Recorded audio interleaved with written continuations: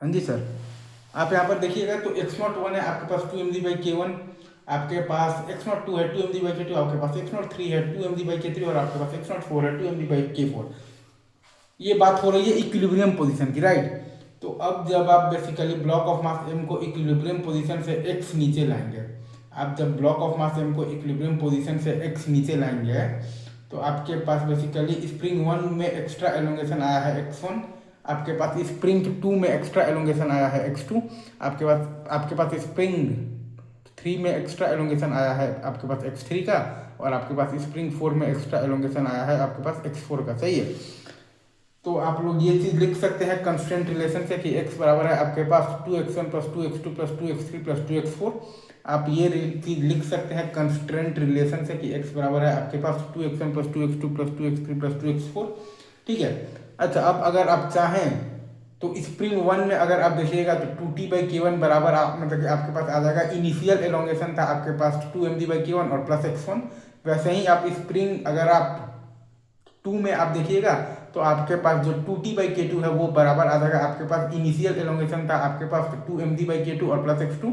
वैसे ही अगर आप स्प्रिंग थ्री में देखिएगा तो आपके पास आ जाएगा 2t/k3 बराबर आ जाएगा आपके पास जो इनिशियल एलोंगेशन था 2mg/k3 और प्लस x3।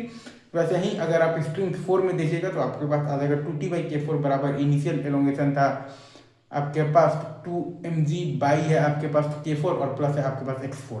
ठीक है। तो इन चारों से आप रिलेशन निकाल सकते हैं, t बराबर mg प्लस k1 x1/2 और t बराबर mg प्लस आप निकाल सकते हैं तो k2 x2/2 और t बराबर mg प्लस आप निकाल सकते हैं k3 x3/2 और आप t बराबर निकाल सकते हैं mg प्लस k4 x4/2। तो यहाँ से आपके पास आ जाता है k1 x1 बराबर k2 x2 बराबर k3 x3 बराबर k4 x4। यहाँ से आपके पास आता है k1 x1 बराबर k2 x2 बराबर k3 x3 बराबर k4 x4। तो आपके पास a बराबर आ जाता है x/4m × 1/k1 plus 1/k2 plus 1/k3 plus 1/k4। आपके पास आता है a बराबर x/4m × 1/k1 plus 1/k2 plus 1/k3 plus 1/k4। तो आपके पास t बराबर आ जाएगा 2π√4m × 1/k1 plus 1/k2 plus 1/k3 plus 1/k4। आपके पास आ जाएगा t बराबर 2π × 4m × 1/k1 plus 1/k2 plus 1/k3 plus 1/k4। I guess आप ये पूरा कॉन्सेप्ट बहुत अच्छे से आप यहाँ पर समझ गए होंगे, राइट।